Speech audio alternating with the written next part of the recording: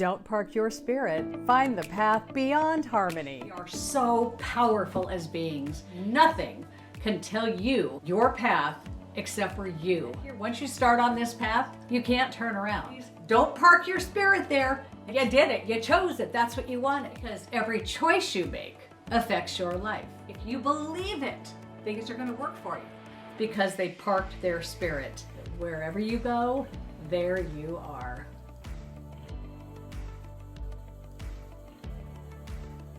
Welcome back. And today I am joined by a friend that I met not long ago. And what is so cool about this guy? One of my dearest friends who I met on the spiritual journey, we have this Monroe travel agency, and she was on a Zoom call and she said, "Did you see that guy on that Zoom call, that Dan dude?" And she said, "There's something about that guy. It's like there's something there." And she just knew there was this mystery about you that you were more than met the eye, I guess I could say. And then I was able to join some of the Zoom calls, and here are some of the things that this man is knowledgeable about. And let me tell you, just blows me out. He blew me out of the water. I learned about things that I had no idea about. I learned about remote viewing, spacecraft, finding spacecraft, and that is just the tip of the iceberg. So I would love to introduce my dear friend, Dan Erickson. Dan, thank you so much for joining me. I so appreciate you being here. Well, thanks, Carrie. And wow, I hope I can live up to that. I had no idea. You can. I mean, your experience in this life right now is you're an authority on a lot of subjects. And so you can be proud of that. And we're all on this mysterious spiritual journey together. That's why we are having this conversation. So what is your purpose, Dan? Well, first of all, thank you for taking the time to meet with me today. Basically, if this message finds you, and it's because you're seeking to learn about life's questions. And I think that kind of defines what the spiritual journey is. And, when we spoke earlier, this was kind of going to be the theme of what it is that you wanted to reveal was what is that spiritual journey and how are we all on it? And I hope that hopefully our conversation is going to inspire yourself and other people to share what their journey is. And, most of us on the WhatsApp groups, I've met most of those folks, or we've taken classes together, and we've all learned from each other. And I think that it's that curiosity for seeking those answers. That's what brings us together as a group. We have a part to play in revealing that mystery, and that's why I'm here now. I certainly want to try to reveal what little I know, and kind of share that, and then hopefully that'll inspire somebody else to kind of move forward. And I really want to thank you for, this opportunity, because you create a place here where we can kind of come together as friends. But not only that, but we have the opportunity to be wrong and to forgive each other and to respond in kindness to that. And it's that mixture of ideas. It's that crucible, that we kind of churn out what's really happening. And if we're all running around fearful and we feel isolated and we don't feel like we have a group and we don't feel like we have a place to turn to discover those things, then, we're all alone. And just having, yeah, right now more than ever, we need to have that, find that place that we can get to where we just can help people step out of fear and realize that, oh, there's so much more, if we could just penetrate you, Yeah. And we're each on a spiritual path. And part of that path is to recognize ourselves in others. When we've been to a certain place and somebody else comes and he goes, "Oh, I've been there. I've seen that. But you kind of have to let them have that experience. And sometimes that can be tough. Because the first thing you want to do is jump in and say, "Well, I know the answer to that," or "I want to help you." But if that person isn't ready to get that help, they kind of have to have that experience for themselves. And that's hard. That's a real hard place to be, to respond in love, by not doing something. Well, the fact that you're organizing these sessions, and recently you spoke about this on the WhatsApp. You said, your mission was to bring people together and maybe bring us together on this platform and in this way. And it's a great start. And, think about that, Dan. I'm connecting you to other people who are going to get to know you now. And so many, wow, I am a connector. I am a connector and I'm a MacGyver and I'm a problem solver. That I've realized. Well, I look forward to hearing the other folks and what they have to share. And a little bit later, I'll kind of share a little bit more about why that's so important and kind of how we learn through other people. We learn a lot about ourselves and a lot about what our journey is really reflected in other folks and how we respond to them and how we see ourselves. And a lot of that has to do with just kind of grabbing the responsibility of your life and kind of taking charge of that. And there's a kind of the first thing I really wanted to talk about is when I did work, I still do volunteer for the Monroe Institute. And there's an Explorers program, which happened for quite a long time. They would channel information. Basically, folks would be under a meditation and they would talk into a microphone and there would be a few other people kind of coaching them in that session. And I got to listen to all these. I've got access to all those tapes, the Explorer tapes. Of course, most people are only familiar with about 20 or 30 of them. The first 30, I've listened to all of the first 30. They're fascinating. Oh my goodness. So they're unbelievable. There are literally thousands of these tapes. And trust me, you don't want to listen to everyone. We'll let you do that and just digest it for us. Well, they're not all interesting. Some of them are, just kind of people. I swear, almost everyone must have had lunch just before they crawled into that booth. Because I hear, the stomachs growling and the, heavy breathing and snoring. And I mean, a lot of folks just fall asleep when they get in there. Yeah, I'm glad you do all that research. I don't want to. Well, it's fun. But what I want to do is talk about what that is. And we seem to all have this innate ability inside of ourselves to connect with Source, to connect with God. And there's really no way of getting around that because there are these 5 basic questions that everyone asks on their spiritual journey. And I'll talk about those in just a little bit. But the first thing I want to talk about is one of the things that kept coming out. I would listen to all of these different explorers. What kept coming out was this book. They would talk about a book. And they would talk about, okay, I'm going to give you this chapter or, this about a book. And I kept thinking, this book's going to be revealed to me. They're dictating a book. And after a while, I figured out that no, the book isn't a book. It's not a book that is written down. It's not a book that's you can check out or buy. It's your book. It's the book of you. It's your life is the book. And we all write it. We write it if we write it down on the paper or we just are living our lives. So you're making this book whether you know it or not. And some of the things that I can maybe share based on what I heard from there is how to write your own book, right? Yeah. I mean, isn't that what we really want? I mean, don't we do, like some of us feel like just living this life and we don't know where it's going. What's so interesting about that is my entire life, Dan, just the way that you said that, I've been telling everybody my entire life, and actually it's come to fruition now that I'm writing my book.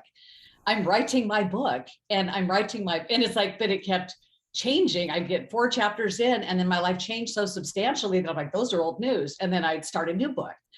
And now I'm actually writing a book, but in all of my existence, that's what my thought has been as I'm writing this book. And basically it's been by living my life. And that is, wow, I've never even heard of it or thought about it that way.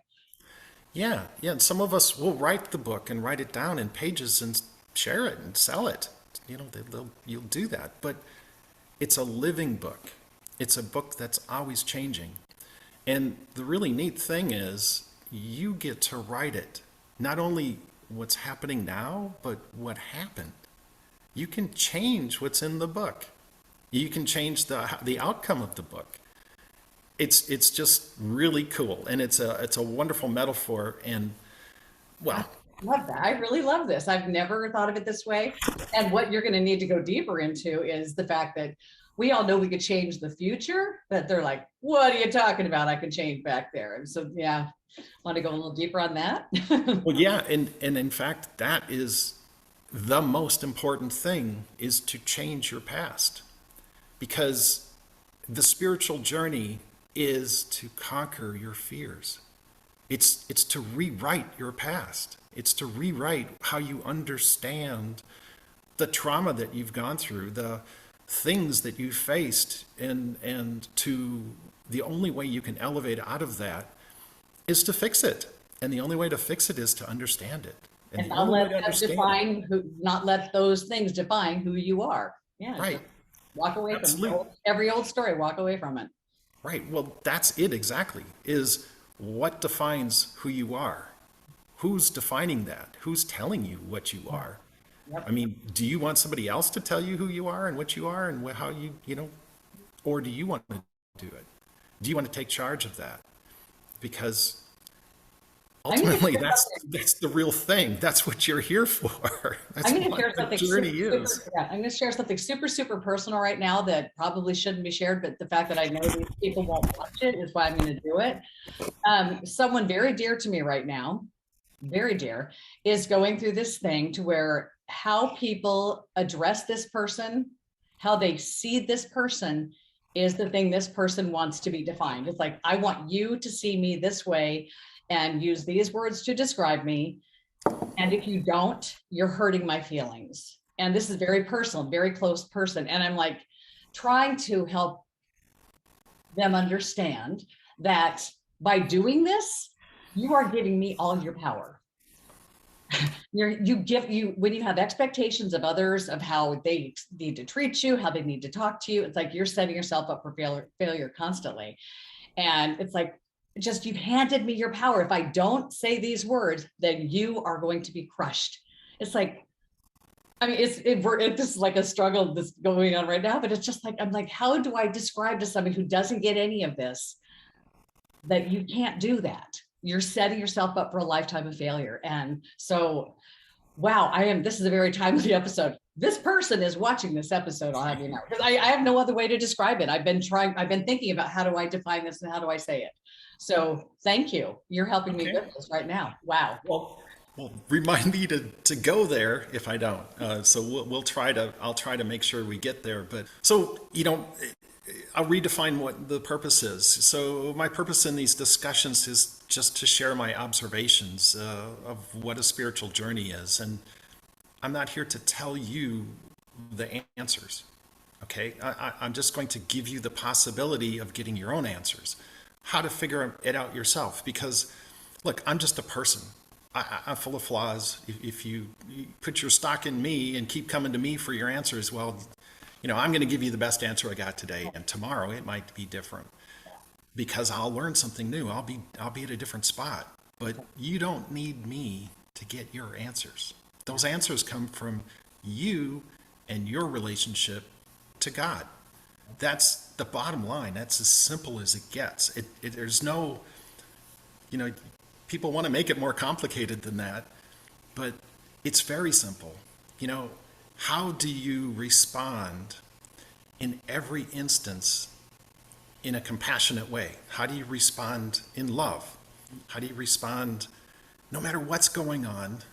How do you step back and not be attacked?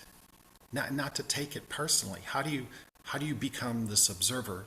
And I'll talk about what these things mean in just a little bit, but we each have challenges. I mean, everyone, you're on the planet Earth. You're faced with physical challenges. There's no getting away from it. Everyone has challenges. as much as you believe that that other guy has got his life together, or other woman, or they don't. They're facing the same things you do. And if you looked in their life, or you spent a day in their shoes, and you say, "Oh, I'd love to have all of that," well, yeah, no, it's not as easy as it looks. And we're all here. We're all having this experience. And it's mostly our imagination and our projections of how we think things ought to be. That's the illusion, and it's called the Maya by other religions. I mean, if you look at it, they said that this physicality is the illusion, that that's not what's really happening. And, for somebody who's not awakened, or who hasn't come to this place on their spiritual journey, a lot of this is going to sound pretty ridiculous. It's going to sound pretty out there. And what I would like to do is say, let's have your own experience. That your spiritual journey should be based on your experience and not on your faith. And this is the part where I say, well, I need something more than faith. I'll say I'm just not that good. I'm like from Missouri. You got to show me. I got to have something to hold on to. I got to have an experience, right? I want a mystical experience. I mean, if there's this divine being out there, all-knowing, you'd think that could relate to me in some small way, in a way that's tangible, in a way that wakes me up, a way that, I've read the books, I've read the Bible. Okay, there's lots of stuff, there's lots of good things in there, but what about my experience? And more importantly, what about your experience? Because that's the only thing that really matters. That it's not what I think or what I believe. I'm going to tell you some techniques. I'm going to tell you about some things. I'm going to tell you stories. I'm going to tell you all kinds of stuff. But the only thing that really matters is what you take away from it and what you think. And then you go have your own experience. And that's the only thing that matters. I am living proof that you can go from, I've never been to church. I grew up, my mom married 5 men, not one of them went to church. So we had zero exposure to all of the language, the Holy Trinity. I mean, I had no language whatsoever. When you use the words in a meeting once, Christ consciousness, I literally had to Google it. I'm like, I don't know what that means. So the fact that I had nothing, I couldn't compare it. And then I just had these magical, mystical things just kept happening. And it's like, I'm proof that you can go from having no clue to actually knowing there is a divine being and you are part of it. You are a spark of that being. I could not have said the word God in my life. It was like, don't say, I mean, anybody who was talking about God is like, I just didn't know. I didn't understand any of it. So, and I think maybe that was part of my journey because I was oblivious that I was open. I don't know what made it successful for me, but you are so right. So right. It's like, we all can get here. That's the one thing. If I got here, that's why I'm like, if I got here and I'm so excited, anyone can do it. And that's why it's like, I have to do these things that I'm doing. And that's why. Please go on. All right. Well, that's the spiritual journey. Part of the spiritual journey is not having a spiritual journey. You had to come from someplace. And, but eventually you have a few moments of quiet time and you start to say, well, who am I really? What am I really doing here? I see other people dying. Usually it's when something impacts your life. Like a major crisis or, somebody who's really close to you dies and you're like, well, what's going to happen when I die? Where do I go? What's, is there something to all that? And yeah, there's something to it. The spiritual journey starts by asking these questions. And here's the really neat thing, right? Is the questions sound a lot like I'm going to talk about religion, like I'm going to start thumping the Bible and telling you this is the way and all that.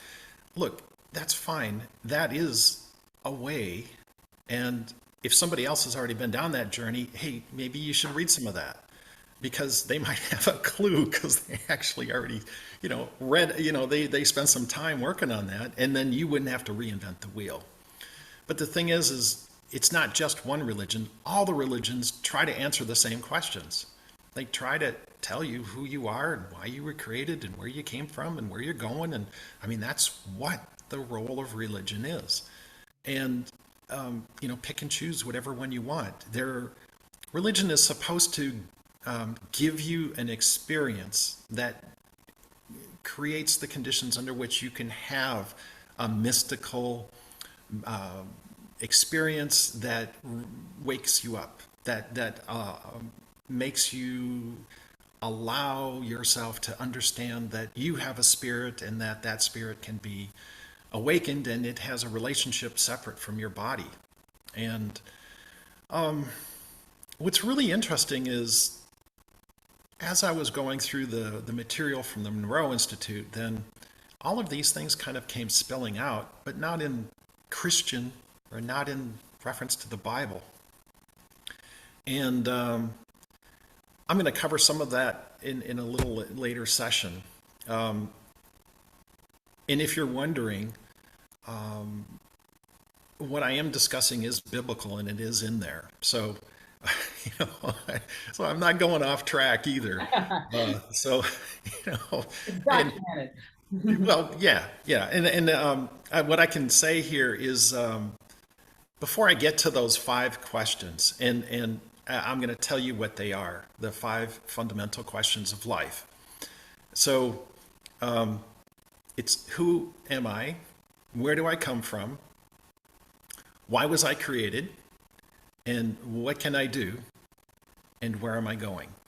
I'll define some terms here. The seeker, also known as the explorer, and of course it was called the Explorers Program, right? Because they were out exploring. They were like psychonauts, right? They're exploring the psychology and doing it through meditation. And this is where, the heyday of Monroe Institute, not that now is not good, but we're now just reaping the benefits from all of that exploring that they were doing back then. And the programs they have now are the result of that, and the technology. And I mean, a lot of it came from channeled material. And Bob didn't want the Monroe Institute to be dogmatic. He didn't want it to be a religion, a cult, or anything like that. He wanted to empower people to understand the journey that they're on. He went to great efforts to make sure it wasn't dogmatic, right? But, he wrote his books, and his books are all dogmatic. I mean, how do you not talk about going to see God and not sound dogmatic? Exactly.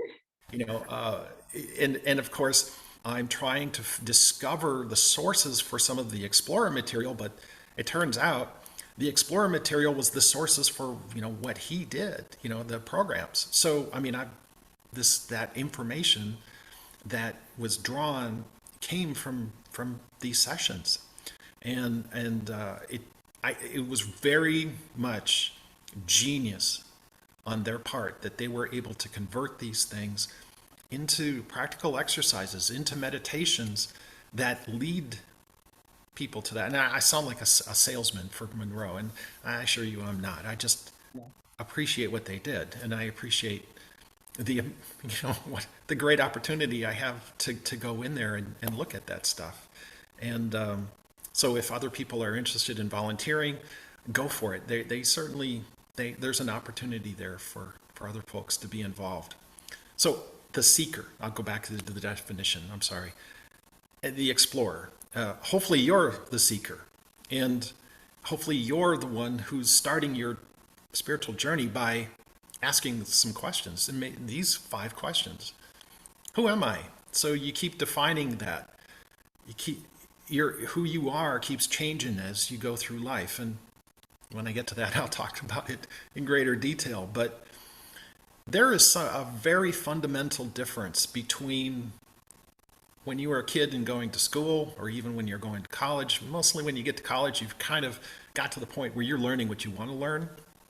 But remember what it was like sitting in class and having somebody just spoon feed you. They just lecture to you constantly. and you don't want to be there. Maybe you did, maybe you didn't. But there's a difference that happens. There's a difference that happens on the spiritual journey. The difference is you're in control, right? You decided that you wanted to get on this journey and get some answers. So you seek the answer. And it's a whole different mindset. When you seek, you will get the answers. And there's a whole thing about that, about whether or not you're open to receiving the answer. You might be getting answers all the time, but if you're not receiving, if you're not listening, if you don't know how to listen, if your ego is in the way, it'll just bounce off. You'll be asking questions and you'll just say, I don't get anything. I meditate and I don't get anything. I ask questions of people and they just don't tell me things I want to hear. I just don't hear what's going on. Well, yeah, like you have to be open to get the answer, right? Listen. So Yeah. how do you do that? How do you open up? How do you resolve that? How do you get to the point so you're a good seeker, a good listener, and a good student? And there's a bunch on that. And I will talk a little bit more about that when we get to the part of what the spiritual journey is. There are 3 things that I will discuss, and they're just terms, and I want to define them, but most people already know, they think they know what these things are.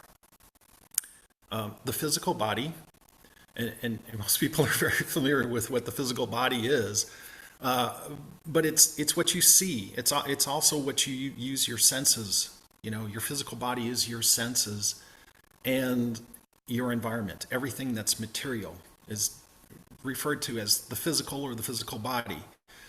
And I just wanted to define that because I will refer to it later. And it is the basis, the physical is the basis for what we all agree on as being real, as being a consensus. It's the physical portion of the consensus reality. And consensus reality is more than just the physical, okay?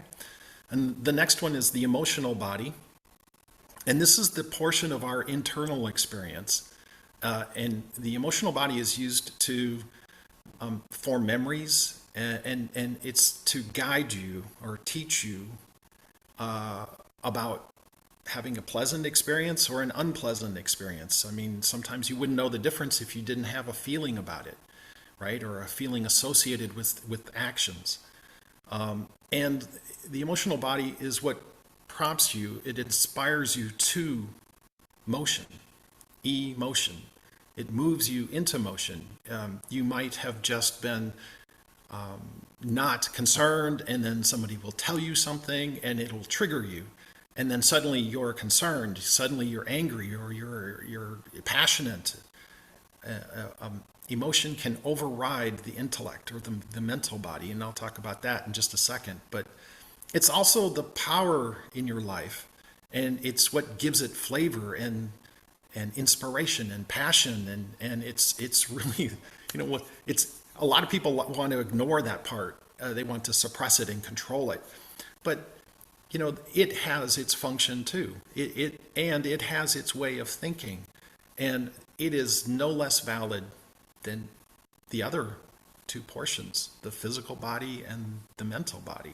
So it has a role, and you have to come to grips with that if you're going to understand yourself. So the last one here is the mental body, and this is the analytical part, and it's the part that's in control. For most people, it's in control. And it's the logical, rational thought, the stream of consciousness. It's in charge of your communication center. For most people, that's the dominant part of. So in order to speak, any thought has to go through the analytical side before it gets out. So you will constantly be checking. It constantly is monitoring and censoring what you're saying, and occasionally, the emotional part will override that, and we've all suffered because of that.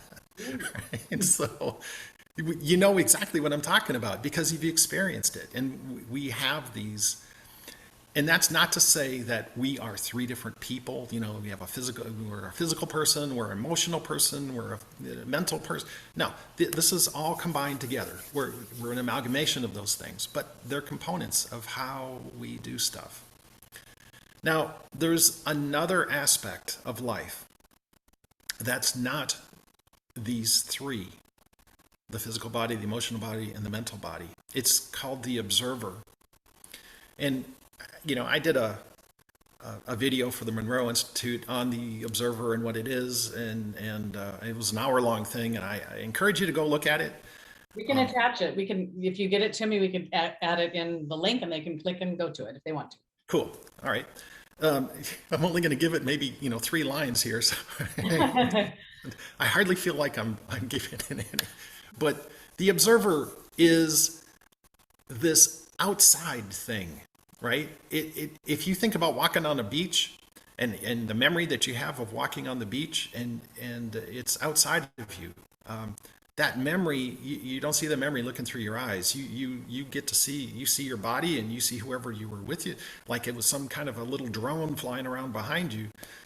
And, you know, the neuroscientists have a name for that. It's some part of your brain that allows this condition to happen. I use this as the example of what the observer is, because it's this external observation of what's taking place. And adopting that perspective is a unique perspective typically. I mean, most people aren't familiar. They've experienced it, but they don't think that that's something that should run their life. And it turns out that is exactly who and what you are, is that observer. You're not any of those physical components. And this might come as a surprise to some folks, but what we're doing here, this is beautiful. Right? I mean, I've never heard of it talked about this way. So you're opening up a side to this that I think it's going to open up a lot more people, Dan. I really do. Okay. Well, if you think about it, and I'm now getting into who am I, and so I'm just going to touch on it here, and I will get into it in greater depth. But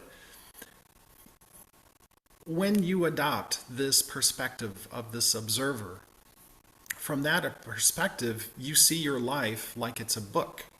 You see your life like it's a movie unfolding before you. And that allows you now to have perspective over it. You know, you can evaluate yourself. And a lot of people are self-critical. You might be laying in bed and going, oh my God, why did I say that? Why did I do that? You know, I was 10 years old and I spilled paint on that poor little girl, you know, and I feel bad for the rest of my life because of it. Like, really? Yeah. You were 10 years old. Give yourself a break. Giving away your power. Yeah. So, you know, you have to edit those things because that is still a part of you. And quite frankly, this stream of consciousness that's coming up that seems like it's condemning you, you know, that nasty voice, you know, just like, well, that's really your friend. That's really you trying to heal. And a lot of people will run from that. And believe me, they'll run in so many ways. I mean, it's probably the source of drug addiction and all kinds of bad behavior, right? And it's also the source of the ego. Because the last thing the ego really wants is to understand itself. Because if it did, it wouldn't exist. And that, turns out, is, again, almost the primary method of what the spiritual journey really is figuring out that you're not any of those things. Like I said, I'll get into that a little bit more. And who am I?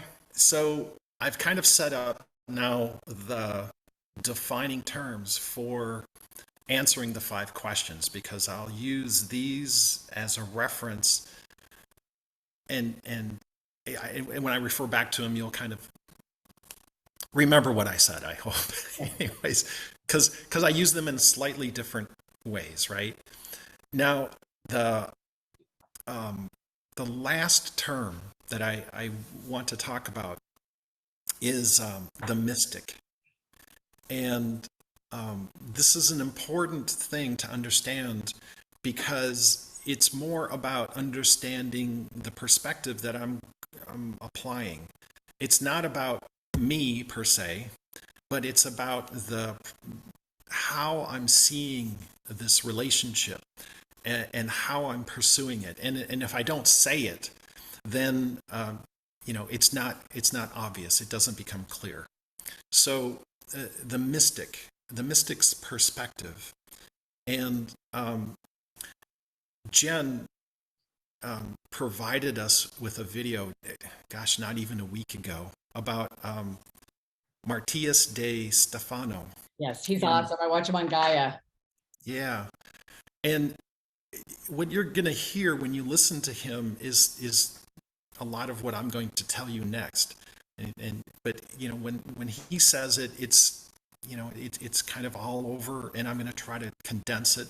And it's not that I want to lessen its significance. It's just that we don't have time. I don't have hours and hours to go into it. So the mystic, really in short, seeks the source of knowledge and wisdom. And a mystic is not concerned about whether God exists or the debate of God or what the role of God is or any of those things. The mystic seeks to return to that union with God, not to be God, not to take over, not that a mystic wants to be God. Mystics don't want to be God, they want to be with God. And that's because the belief is the beginning was that we were there, and God wanted to experience itself, so it created us. We're a reflection of God. We're a part, and we each have this different role. Our mission is to have this experience, and then to return back to the source. And if you listen to Bob's books or have read them, the ultimate journey is, that's what Bob says, is in his book. And gosh, that sounds all very mystical to me. and it's a natural mysticism. And the reason is, we're seeking those answers, and that's where it leads you. Is if you keep asking those 5 questions, that's the journey, and the ultimate journey is back to this source, is to return there. I want to lead you to having that experience. You might, I don't know what kind of a mystical experience it takes for somebody to, wake up or to kind of come out of wherever they're at. And quite frankly, some people might see that as being dangerous, and I'm just going to kind of share with you the difference between an awakened person, a spiritually led person, and one who's not. And it's a very old saying. Before enlightenment, you chop wood and carry water, and then after enlightenment, you chop wood and carry water. So being enlightened really doesn't change anything about how you approach the physical world, but it gives your life a different meaning, and it gives you a different perspective. Different way of living completely. So one of the neat things is when you start to go on your spiritual journey, there are these sources of information. And that might be listening to that. How do you discern the truth? How do you discern what is the right thing to follow? That's the big thing, is like, well, I have this intuition. How do I know that that's correct? Well, you only know it's correct is through experiences, trying it. And well, some of these things can be kind of risky, right? So, I just caution you right up front. If you've got a voice, your intuition is telling you to jump off a cliff because you won't break your bones, I will assure you that you will break your bones. Yeah. Your physical body, it is subject to the laws of physics, and But if you had a common sense in there when you get that, yeah. right, well, I'm just saying, don't tempt fate, right? I mean, come on, be sensible about your beliefs, be sensible about how you're going to approach your spiritual journey. And that doesn't mean that things aren't going to be revealed and that are going to be extraordinary. In fact, that's the whole point, is there's going to be something that happens and it's going to be enlightening, inspirational. You're going to just suddenly want to tell everybody. You're going to want to write a book. You're going to want to be creative. You're going to want to just go out and share that information. And for some people, they won't get to that point. They won't, but they'll still be inspired. They'll still have that revelation, but they won't be inspired to do that. And so if that doesn't happen to you, don't feel bad about it. Not everyone goes through the same revelation, right? The question of this source of information. And here I'm going to go biblical on you, right? Because you want to make sure that, if these other people that you respect, if they said it, then, I don't sound quite so off the mark, right? There is a wonderful YouTube video by Neville Goddard. No, I listened to him. And it says it is titled, "I Am in You." So the full title is Neville Goddard, "I Am in You." And I have the link and I'll send it to you. Oh, good. We'll definitely put that in as well. So I would encourage you to watch it, but I'm just going to read. This is out of the Bible, so it's not out of Dan. This is quotes. All right. What this is the mystic, the mystery of Christianity, the mystery of God, the mystery on earth. And I want to suggest that we're all mystics, that when we start to seek these answers, we become a mystic. Mm-hmm. And here it is. When it is experienced, and when they mean it, they mean this divine revelation. When it is experienced, all arguments are hushed. There is no one to whom you can turn, no wise man to throw any light on it. It just simply has happened. So Paul said, "When it pleased God to reveal his Son to me, I confer not with flesh and blood." And then Galatians 1:16, and that, quote, "My gospel I did not receive from a man, nor was I taught it. It was through a revelation of Jesus Christ." And that's verse 11. What does that mean? It means that when you connect with this divine inspiration, that is the mystery revealing itself. And it's available for everybody. It's not that hard to do. And it comes from answering these questions and understanding yourself. I'll just conclude with that. And if you've got any questions, this is a good time, Carrie, and I'll...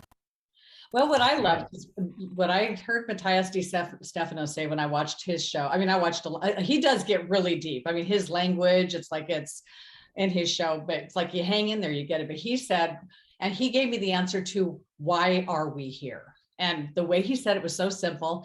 He said, we came here to experience what we created, because over where we come from, it is only love. There is no opposite. And here we come here to play in the clay, to experience the opposites, to love and to hate, to fight and to play. It's like we come here to be the slave, to be the slave owner, to be the murderer, I mean, we come here to do all of it because none of it's real. But yeah, that's just so hard to...